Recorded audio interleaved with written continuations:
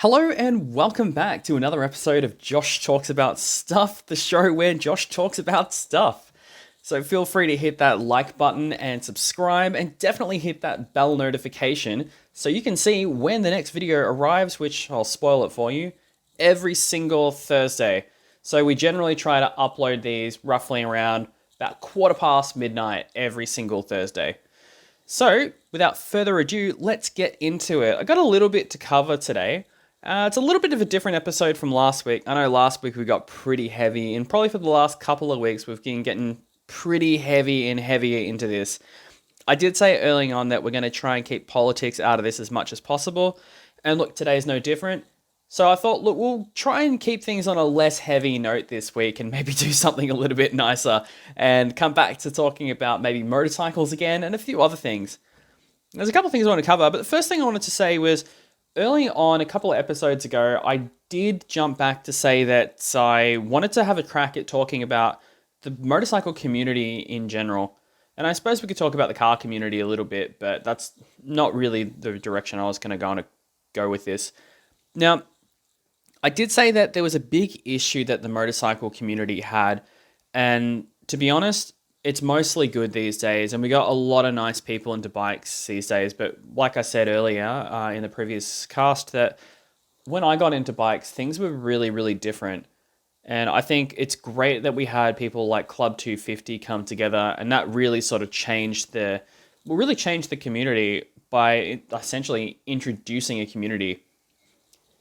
I'm really glad that happened, because it allowed this stigma of having little bikes being for little bikes are only for girls, or little bikes aren't for real men. All these really outdated, horrible opinions. Because little bikes are really fun. I'll put it out there. I guess I'll leave my opinions on that a bit later, about what I think about bikes and what I think makes a good bike and whatnot. But for the most part, though, there was this really sort of like almost competitiveness between, you're not a real biker or not a real motorcyclist unless you ride a real bike. It's got to be either some ridiculous over-the-top super bike, or it's got to be, in the other direction, like a proper old cruiser. It's got to be like a old iron, old Harley, some old thing like that. And that would be, what would essentially sort of define the motorcycling community for a while, that there was just two sort of paths that you could take, and you had to choose one.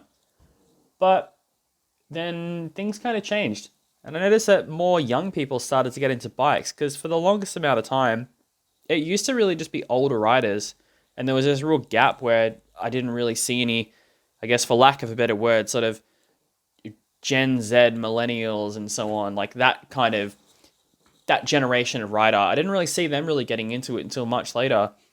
And I don't want to say that, necessarily Club 250 was really the be-all and end-all for it, because I'm sure there's other communities out there that have contributed just as much, if not more. But I would say it's one of the big things that sort of brought these people together just under one roof. And I think that really helped the rest of the community to sort of know that it's okay to ride, an MC22 or to jump onto like a Ninja 300. And I've ridden a lot of these bikes too, and at my time I used to work at a motorcycle dealership, and I got to ride a bunch of these little things around, and they're fun, to be honest. I've ridden friends' bikes, I've ridden a bunch of bikes in my time now, from big to small to leader bikes to cruisers to all sorts of stuff. And honestly, the real answer is that if you like it, that's all that matters, because you're the only one who needs to really be impressed with it. And that's it, really. It's as simple as that. But I think one of the big takeaways, though, that, that some issues that have happened with the bike community and where it still has room to grow, like anything, I think one of the big ones is advice is a really contentious one. Because you'll find that, and this is a good thing to do anyway, you'll have a lot of clueless people who will tell you advice who, they might have been riding for 17 years, they could have been riding for 7 years or 3 years, but when you're a learner and you're starting out, basically someone with 6 months more experience than you seems like someone who's got, a world on what you can do.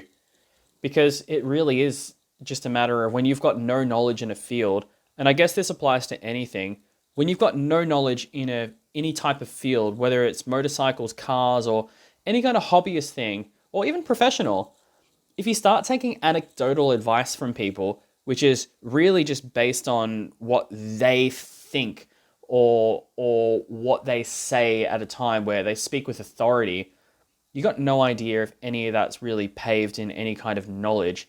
You don't know if that's actually has any research or merit behind it. So I'd say the best thing to do in those scenarios is to actually do your own research. Jump onto Google, get some books even. I've read a couple of them, like Twist of the Wrist is a fantastic one that everyone's probably checked out now, whether it's in book form or whether it's in video form. It's great having a look at things like that. And yeah, if you can afford it, go out there and do some extra motorcycle courses. You can hear people like Moto Jitsu always go on and on and on and on about that. That really, if you can afford it, make that the number one thing to go and do, because the beginner course is only going to teach you the beginnings. It's going to teach you a very, very, very basic start. It's just going to tell you that this is essentially how you ride a motorcycle to get going. But once you've kind of left that, then the rest of the learning is really up to you. They only teach you just the basics. It's kind of like someone telling you how to stand and telling you how to take a couple of steps. And yeah, that's great, but you're going to need to practice a lot before you start competing before you start swimming or before you start running down the street. It's not as simple as just being able to jump on and go, because you realize the rabbit hole after a while. And this is honestly what I love about motorcycling, is that it is a big, big rabbit hole. There is a lot to learn.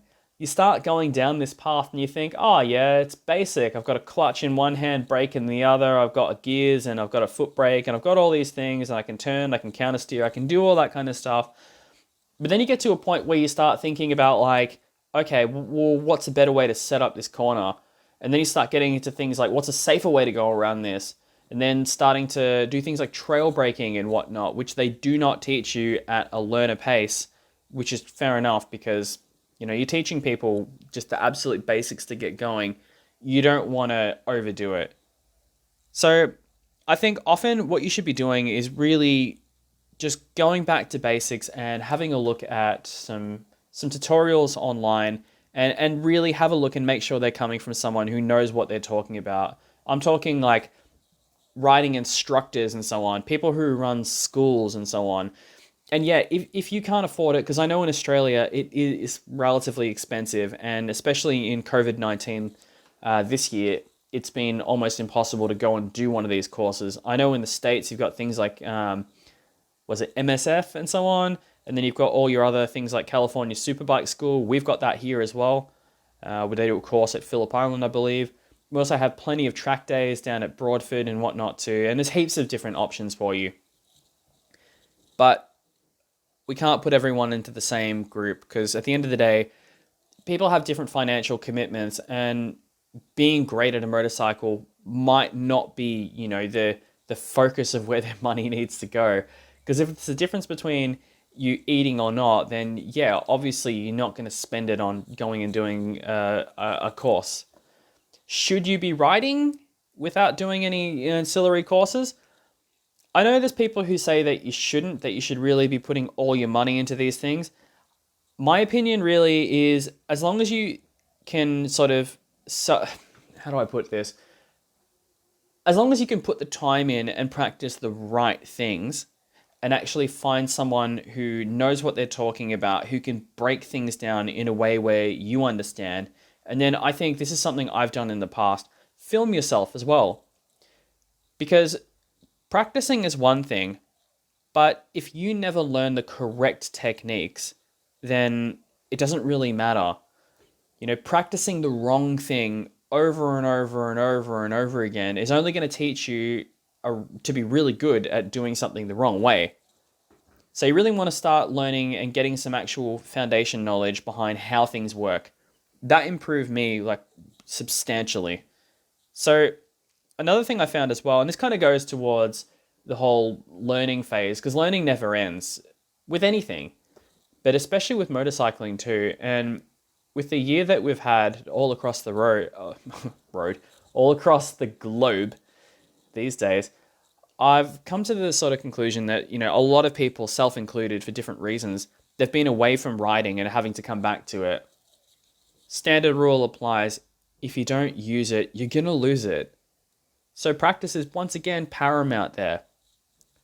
But really, practicing the right things. And some of that really comes down to pushing past your comfort zone too. But if you always stay within that comfort zone, you're never really going to expand. But that doesn't mean taking unnecessary risks. Everything is going to be a risk, but it's all calculated risks. It's not about just jumping on the bike and full sending it, because you'll die. Let's face it. It is one of the most stupid and dangerous hobbies you can have out there.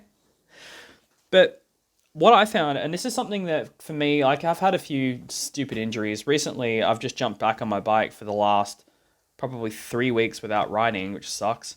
And that's because I lodged an axe in my hand. So yeah, I couldn't use my left hand, and I couldn't even pull the clutch in. And that was really challenging. I finally have the strength to do it again. My hand's all healed, which is awesome. So I can get back into it, which is good. But I'm not just jumping on the bike again and then throwing it into corners and so on. I've gone back a little bit more basic, and I like to strip things down. There was a time where I broke my leg and I was off for a couple of months, to be honest. And that felt like, honestly, I was having to learn to ride again. All the muscle memory was kind of there. The knowledge base behind it was kind of there. But just putting it all together, it just felt like I was learning from scratch at some points. And that was really difficult. Yeah, I learned really quickly. And after like a week or two, I was back to it again. But it did take a bit to try and build that confidence. Because there's the big thing I found that I've lost when I spend a lot of time off riding. It's kind of like a disconnect with my brain. And that's really like, do you ever feel this when you're away from something for a while and you get used to a sort of sensation of speed, but when you step away from it, you tend to lose that orientation of how it feels to be at a certain speed. So if you're used to traveling at, say, 80k is a lot, getting to 80k suddenly feels really, really fast now. So it's that kind of mentality that you kind of got to build that back up again and not just throw it in, because your reaction time has to adapt to that as well. And that's a whole nother thing. So what I tend to do if I want to build my confidence up, I'll generally go out to like a car park or something, and I start super, super basic. This is how I personally learn, and maybe others learn differently, and that's absolutely fine. Some people learn best from instruction. Other people learn better by practice. Some people learn great looking at diagrams. Other people read and they learn really good from that. And they get that theoretical knowledge and they can kind of consolidate that in their brain. And some people learn from all of them. Me personally, the way that I learn best is to start stripping things down to their absolute basics. Kind of like the way that we learn here in Australia with stay upright, which is the way we learn really is we start from a motorcycle that's off, just learning how it feels to pull the clutch out and whatnot. And they just add like one thing to it, one at a time. So what I tend to do is I'll go out to a car park and I'll just treat it really simple and try and do some drills, some basic drills that I've picked up that are, you can look at these all online. You can look on Motojitsu, and Dan the Fireman and so on has some decent drills on his YouTube accounts. There's plenty of this stuff out there, so I'm not going to link it or anything like that in the description. I reckon just go and have a look at some motorcycle training courses. But yeah, I start breaking them down really simple, just to the point where sometimes it's no throttle and just rolling off just the idle engine and just trying to do some tight turns and then starting to add another thing to it, then add braking into it, maybe do it with a couple of gear changes, start getting more technical, starting to do counterweight stuff like counterbalancing, and then starting to do body position stuff and just doing little bit by little bit, and then doing other drills like brake drills, like picking a spot and then trying to beat my record, trying to brake that little bit harder each time until the point where the rear wheel starts to come off. Just trying to get my head back in the game, and I personally find it, I gain a lot of confidence from that. Doing stuff with cones and whatnot, and then watching it back when I film it, I love doing that because I can get to see, oh, okay, well, going by what I've seen in the past, I'm doing X or Y, or I'm not looking through the corner enough. Because when you're physically on the bike and you're looking through the corner, it's impossible to realize how far you're actually turning your body because you're looking at it in first person. You don't have that extra perspective. So when you look at a video of it again and you watch it and you can see, oh, well, I'm actually not rotating my chest enough and I'm not really setting up the corner as early. I'm not looking through the corner as much as possible. And I found that that helped me a lot. But going back to risks though, yeah, you're not going to learn anything unless you get out of that comfort zone. Because if you're only, happy to lean the bike 5 degrees or something like that off center, and that's all you ever do, if you've never practiced being at 6 degrees or 7 degrees, you're not going to feel confident then. The first time you start leaning it to that, it's going to make you feel a bit sketchy because it's something you've never done. And, to be honest, the things we've never done are often the scariest. So, yeah, there is merit to getting out of that comfort zone, but there's also doing too much too quick, and I think that can be very, very dangerous.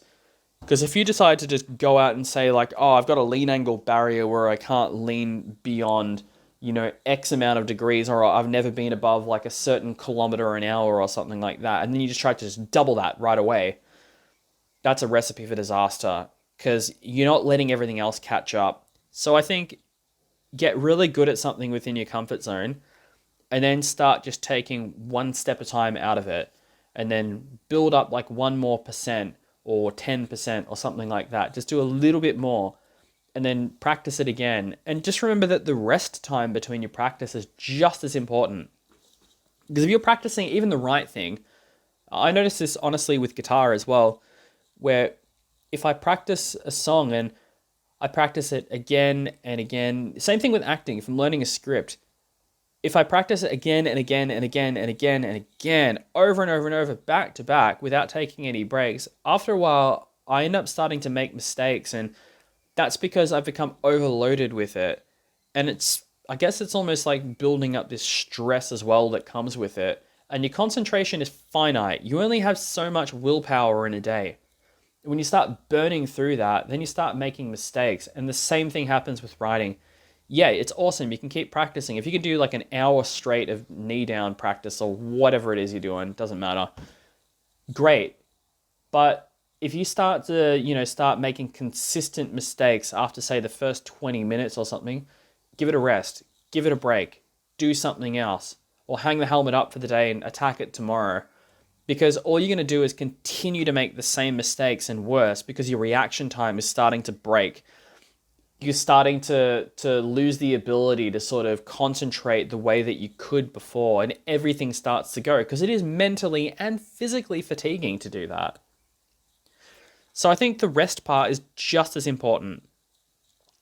But going back to the bike community though, it is funny with advice because I remember there's lots of advice that I've heard, and I'm not going to throw anyone to the bus or anything like that, but there's so much advice that I always heard. Like you hear people talking about things, ridiculous things like chicken strips in the community. I mentioned this in the previous one, but God, that's one of the things that it actually really annoys me because it's always said, especially to new riders, that trying to push them to ride harder. This idea that it's almost like an idea that they're trying to motivate them. They're trying to influence them to ride better, but they're not. All they're doing is influencing people to take bigger risks, doing things that are more dangerous. Because more lean really does equal more risk, because generally, to lean the bike further, you kind of need to be doing a higher speed. And, the higher the speed, the more room there is for error. The more dangerous the accident's going to be when you do come unstuck. And then on top of that too, your reaction time has to be higher as well, because things are going to come at you quicker. And if you throw it around this corner really, really fast, just trying to get your knee down, trying to have 0 chicken strips or any of these kind of ridiculous things, then what happens if something goes wrong? What if you get around that corner and you're inexperienced and there's gravel across the road, or you go too wide through the corner because you've given it too much throttle, and suddenly you're veering off into the oncoming lane and you see another car and you target fixate, stand the bike up and hit it. There's so much that can go wrong because it is dangerous. It really is scary that these things can happen, and there's people who will try and push people to do these things. And it's also, they don't tell them like fundamentals either. It's always something silly like that they tell people to do as the advice. Or something stupid like people will tell you, oh, you got new tires on your bike. Instead of saying go easy and just ride nicely and start to slowly lean a little bit more at a time and try and scrub your tires in or whatnot, they'll tell people to put like acetone on their tires or something. I'm going to make a big statement. Do not do that. Don't put any products on your tires. It is dangerous for obvious reasons. So there's things like that I hear, but I never hear advice like people saying something smart, like a great piece of advice you'd probably give someone is don't accelerate, like don't continue to feed more throttle in, as in accelerating to wide open throttle while you're adding more lean to the angle of the corner. Because what'll happen is the rear is going to push the front and then the rear is going to come unstuck and take you high side. It's a super dangerous thing you could do, but no one ever mentions things like that. They'll mention other like little ridiculous things, like the stuff I mentioned before, like stupid mods. And speaking of, that's the other thing too I always hear in the bike community, which is odd. How many people have you seen do this? Bikes or cars or whatnot. Someone just gets something brand new, or brand new for them, might be secondhand, and the first thing they do before they even pick it up is they pick everyone's brain and say, hey guys, I just picked up my new Triumph 675. It's a 2016 model. What are the best mods for it? Here's one. How about this? Practice is probably the best one. If you want to go faster than anyone else, if that's your goal, don't make the motorcycle faster, make you faster. Like MotoJitsu says, for instance, I'm quoting him a lot, God, upgrade the software before you upgrade the hardware, because it's the reality. Yeah, you can do things like, if you want to, you can upgrade the exhaust, or upgrade, I'm going to quotations around that. Yeah, you can do exhausts, and you can do intake, and you can change your filters, and you can do all these things, get the computer remapped and whatnot. But the reality is, how about get some practice on it and just ride it standard and get faster and faster and faster on that. And when I say faster, I don't mean faster speeds. What I'm really saying is get better, get more technical, get some more grounded skills on it, and become a safer rider. Because that's ultimately the most important thing. It's becoming safer, which is why I personally still advocate riding with full gear. And look, if you don't want to do that, that's up to you, and you make your own risks, you make your own choices, and you can choose to do that. And it's not my place to gatekeep these things, but I do advise that, look, most motorcycle injuries that happen are going to be leg injuries. I've said this before and I'll say it again. Get some decent boots. Get some decent pants. Thoracic stuff is a little less common, but still, get a decent jacket. You can get away with having just like a Kevlar jacket and whatnot, but the best protection is always going to be leathers. But above all, get a decent helmet and get some good gloves. Because between your hands, which are going to be the first thing you put out in any kind of accident, you know, how many of you have had a stack when you've come off a skateboard, or you've come off like a BMX or something? When you come off a pushy, think about the times that you've been picking blood and gravel out of your hands, how much that hurts. And honestly, you've probably come off at like, what, 15 Ks or something. If you're lucky, really pushing it 20 Ks. Now imagine that at 60, at 80, or at 100 Ks. Yeah, exactly. It's going to make a mess of you. But look, it is what it is. People make their own choices. And it's not up to me to try and tell people how to live their life, but at the end of the day, I think it's just good advice. But like any advice, go do your own research as well. Whether it's advice on riding, whether it's on bike maintenance, whether it's on anything like that, you really want to question the person who's actually giving the advice. What do they know? Where are they coming from? Because you hear this all the time, and this is something I've gone back to in the past where I've talked about contrarianism, this idea that people will debunk ideas based on the fact that everyone believes this, so I disagree with it. Okay, great. Well, on what grounds? Who are you listening to? And the person you're listening to, or people that you're listening to, what do they know? What are their qualifications? What's their research? What do they base any of this on? Because so much of the stuff that we see in a lot of these hobbyist communities, whether it's bikes or cars or whatnot, a lot of it seems to come from just nothing. And also, on top of that too, there's also the whole like mechanical side of it too, which it's kind of funny with bikes. I always think of this as a bit weird. So unlike cars, with bikes, people are so willing to do their own like valve clearances and whatnot, and they'll strip engines apart and they'll rebuild the top ends and whatnot. You don't see that with cars as much. People generally get shops to do it. And car and bike engines, aside from like the clutch and magnetos and whatnot, they're relatively the same. They're basic just piston engines. So there's not really a whole lot of change in that. There's nothing really specialized about them aside from like a two-stroke motor. It's a little bit different. But aside from that, they're really, really similar, especially like inline four bikes as well. But the thing is though, which is so weird about it, is on one hand, people are so willing to do their own work, and they understand how engines work and whatnot, which is great, which is more than I can say for a lot of car people. There's this weird apprehension to accept technology that comes with it, which is so strange because I've come from the other side of this. So with the MX-5, I've come from a background of changing through one of my friends, Alex, who I'd absolutely love to get on the show at some point and have a chat with him. He's an engineer, and he's been building Megasquirt ECUs for cars for a while and doing tuning and whatnot. And yeah, fantastic build that he's building with his car, changing his MX-5 to fly-by-wire throttle and all sorts of things. But coming back to bikes though, it's weird because I've had this different insight where I've kind of come along to the game with cars and added a lot more sort of technology to my car, which was relatively rudimentary. With the if anyone knows like an NA6 MX-5, it's the most basic car ever. It barely even has an ECU in it. It's fuel injected, but it's not like a reflashable ECU or anything like that. It's basically just a bunch of resistors and whatnot inside of a box that determines everything. But with bikes though, a lot of the technology that's crazy in it, like most bikes these days, full fly-by-wire throttle. You've got things like, there's this plate, I forget what it's called, and it was in my 600RR, but it basically, it's sort of like, in a weird way, it's like a VIX type thing in a manifold.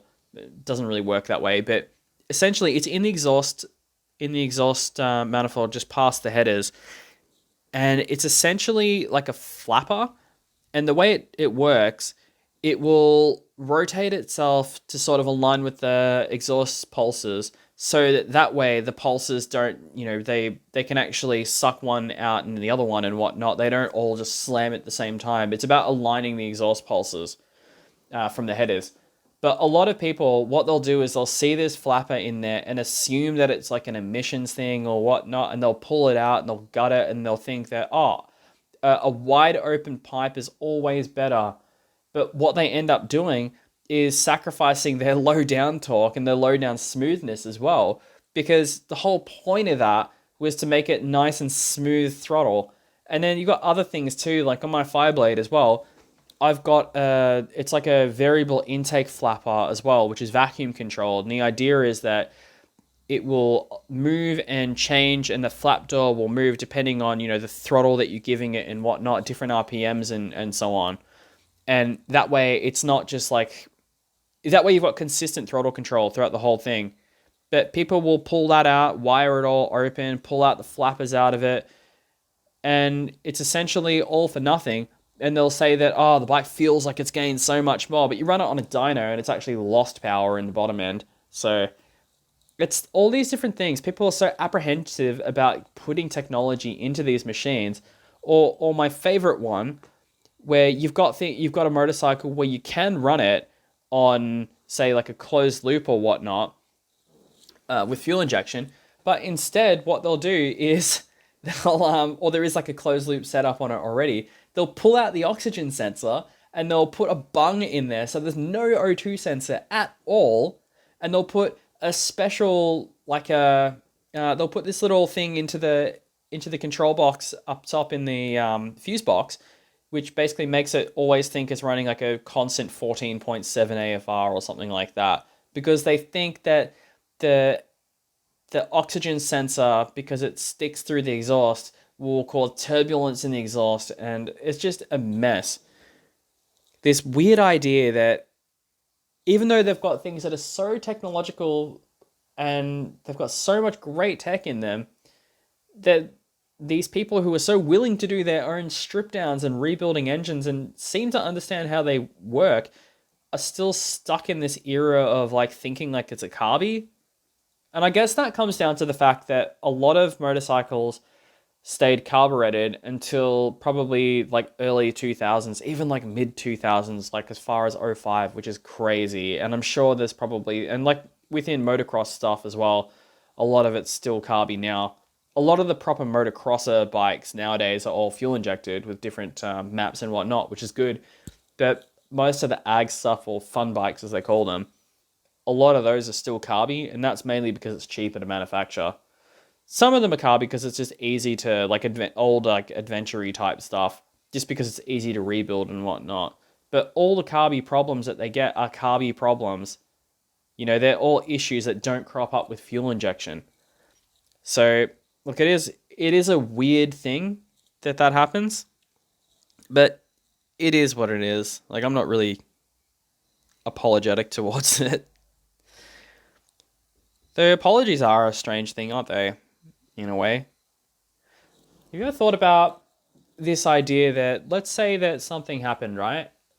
Between us, and I did something wrong to you, and for whatever reason, I say sorry to you. Now, the etiquette that we've got, in the West at least, is this idea that you have to accept that apology, and it gets weirder because it's not like kosher to say no to an apology. For instance, in a workplace, it becomes even more strange because it's almost weaponized as well. This idea that people will say sorry, but they'll say like a cheap sorry, like, I'm sorry you feel that way, or something like that. But the reality is they're not sorry at all, but we have to suck it up and just be like, oh no, that's okay, I accept your apology. Otherwise, we're the bad guy. Which is such a strange concept, isn't it? Like, this idea that you think that the whole point of apologizing and seeking forgiveness is atonement. It's this idea that I have done a wrong thing. I'm admitting that I did the wrong thing. Here is what I'm going to do about it. I am sorry for what I have done. It's not seeking forgiveness. It's about acknowledgement that you've done the wrong thing, and it's completely up to the person you're apologizing to forgive you. That should be a choice. Forgiveness should always be a choice. It shouldn't just be like I've said sorry, everything's all good, I am forgiven. No, you're not off the hook. It's not how that works. But it is how culturally, I suppose, it works for us now. I don't know, that's like a whole thing that I was going to get into that, and I've got a lot of notes on that, but I think we'll keep it lighthearted today, because there is another thing I really wanted to get into, and we're probably going to run a bit short this episode, because I actually have to head out in a while and do some things. So I wanted to mention a new bike that's come up on the radar. Yeah, something new and interesting that I've spotted. You guys probably know about this already, but it's the new Aprilia RS660, and I am really excited for this. I don't know if many of you guys know this, but 600s have been on the decline for a long time. You got like Lamb's 600s, like the Ninja 650 and the MT-07 and all these kind of things, and the Triumph 765 and whatnot, but they're not really in the same boat as, like, say, like a ZX6R or like an R6, because the R6 really is the only real Supersport that's sitting there on the market in the 600. Yeah, the CBR 600RR is kind of coming back, and in a way, it kind of didn't come back either. So, I had the 600RR from '09, and then from '09 to like now, They've run the model that came after that, which was a facelift they did around 2012, 2013, I think. And when they made that facelift, it really was just a facelift, same everything else virtually. They did an Öhlins package on it. Not Öhlins, they did a show a big piston fork package on it, which is pretty rad. The same suspension, but smaller, I think, that the Fireblade had. Awesome setup. Made it a little bit lighter, I believe, as well. But they're only really superficial changes. Still had that same crappy old semi-analog dash in it. Everything was pretty basic on it. But really, aside from that, like, you really don't have many of these super sports, like these proper, like, sport bikes in that 600 range.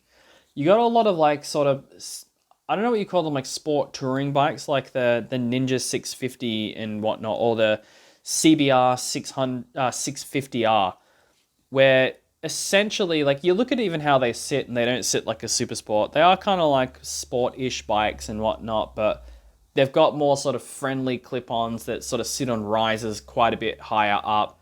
They're not as aggressive. They've got a lower seat. They're more about ergonomics. They're all cheap and built in Thailand for the most part, which isn't the end of the world, but you can definitely tell when you look at them that they are on the cheaper end of the spectrum too. Fun bikes to ride. I've ridden a few of them. Really good. Don't know if they really add up on the price range for me. But this bike I want to talk about, though, the Aprilia RS660, it's really interesting because the amount of stuff that they've thrown into this bike at such like a competitive price range too.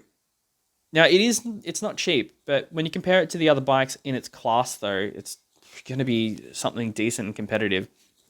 So to start off with the big thing, it is a parallel twin, and I know that's going to sound like a big elephant in the room for a lot of people because parallel twins often get associated in the bike world as being like sewing machines. I think the only one that's really sort of changed the game with that was the MT-07 because it does have that crossplane crank in it, which gives it a bit more of a burble. It's pretty torquey, and it's a decent little learner bike too. And even like the unrestricted one, if it weren't for the garbage suspension that they came with, then they'd be a decent bike. But look, parallel twins aren't the end of the world. Pretty decent. But you don't really see them in sport bikes for the most part. You usually see them in like naked commuters and whatnot. So that's going to be interesting. Really smooth. The reason they've done it as a parallel twin though, which I'm not sure if many of you guys know this, but it's actually the front bank of an RSV4. So they've basically sliced like an RSV4 motor down, and there's going to be a lot of retooling in it. But it's like one half of the head of an RSV4, which is pretty cool. So I'm not going to bore you with too many tech specs because honestly, I don't think tech specs really make a motorcycle. I'll tell you though that it does have apparently a maximum output of something like 100 horsepower or something like that, which is going to come in around 10,000 RPM. You're looking around 67 Newton meters of torque as well at about 8,500 RPM. And I believe that it's got a dry weight of around 169 kilos and a wet weight of about 183 kilos. And that's the main thing that's sticking out to me. Like I said, not a fan of tech specs, but what I will say though is it is going to be a lightweight little sports bike and 183 kilos, fully loaded as well with everything. And I'm talking like crazy technology as well. It's strange because we never get this kind of tech in a little bike like this, like a 600. I think the last 600 that we saw this kind of stuff in was probably the ZX6R, the revision after 2014 onwards, with the multi-stage traction control. But this not only comes with that, it also has 5 different riding modes. This is all on a beautiful TFT screen as well. It's got LED headlights and daytime running lights. The big one for me, though, is the fact that you've got an IMU in it, which is fantastic because, yeah, that's going to work with your traction control and stuff, but that means cornering ABS, which I'm very excited about. So I think that's going to be pretty good. There's some concessions made on it, though. So this bike does come in around 18, 19 grand, which does sound like a lot of money, and it is. I certainly can't afford it, but it is relatively expensive. But you compare this to the rest of the market, though, of all the other bikes that are out there that offer this kind of riding package, like an R6 and whatnot. I think this is pretty competitive, and it's going to be decent. So yeah, it is a high price range, but I think it's pretty cheap for what it is, especially for an Aprilia when it comes with so much of the technology and so much of that heritage that you've really seen through the RSV4 as well. So I think that's going to be a really big one. But I did say there has been some concessions made. Some cheaper things, like you got the Kayaba forks on there as well. They're proper upside down forks that are fully adjustable, but to the expense of seeing something like, say, like Showa big pistons or something like that, or all-ins or anything. I'm not sure what the rear one is though. The rear shock, I think, is just like an Aprilia thing, like in-house. I didn't see any manufacturers for that at all in my research. But it is fully adjustable though, front and back. Got the Brembo brakes on it too. I don't know if they're like Stylemas or M40s or whatever, but still double front discs and Brembos on it. It should be decent. And then the other big one that really sells me though is it's got shift assist on it, which is fantastic. Proper up and down quick shifter with an auto blipper, which we're seeing on basically every new bike, which is about bloody time this became standard, which is fantastic. I find that exceedingly exciting. The only thing I don't like though is the color choices. So it comes in 3 different colors. So the colors you're looking at is acid gold, which is this horrible like pea looking color. It's like a matte, like a really flat looking yellowy color with red wheels. I'm not a fan of it. Some people might love that color.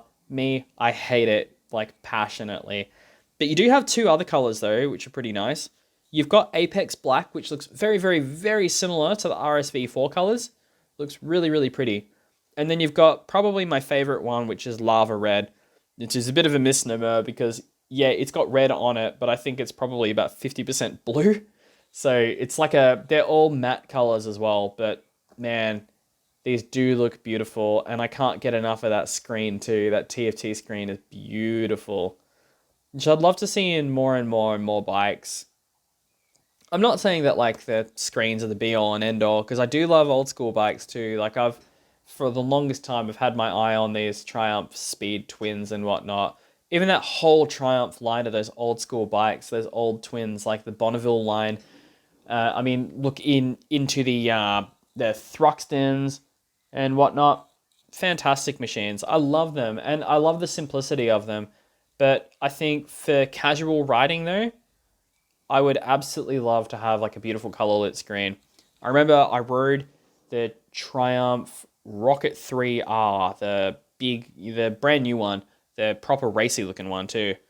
And look, I've got some opinions on that. I think it was an uncomfortable bike to ride. I felt like I was leaning forward, and that's part of that bobber position. This is the one that isn't the touring model. So this is the one where you got the sort of bobber kind of seating position. But I just found that my back after a while was copping it. The standard suspension settings too were pretty bouncy too, and I felt like it was pogoing a bit. So I wasn't really a huge fan of that, but I did love, the biggest thing I loved about it, forget about the handling and stuff, because it did drive pretty well. But the biggest thing though for me was that TFT screen. Just living with that for 24 hours, absolutely amazing. It was the one reason I wanted to keep getting on it. I absolutely adored that screen. Beautiful. And I love the fact that it had different modes for it too, different color settings and whatnot. And I'm hoping that the TFT screen in the Aprilia is the same too. But yeah, I'd love to see more of these on the road. But look, if you've got a bike that you've got your eye on, you got something that you're looking forward to, whether it's this Aprilia or whether it's something else, or whether it's something that's used and you've just got your eye on it, definitely let me know in the comments, because I would love to know what you think. Anyway, we'll see you again next week. I'm cutting this one about a minute or 2 short. I know I could camp out here and go on more and more and flood out the time, but I am not going to. So please hit that like button if you liked the episode. Please subscribe as well. I'd massively appreciate it. And I'll be here every Thursday. But if you want a reminder, hit that bell notification icon. And we will see you again next week. Peace out, guys. Bye.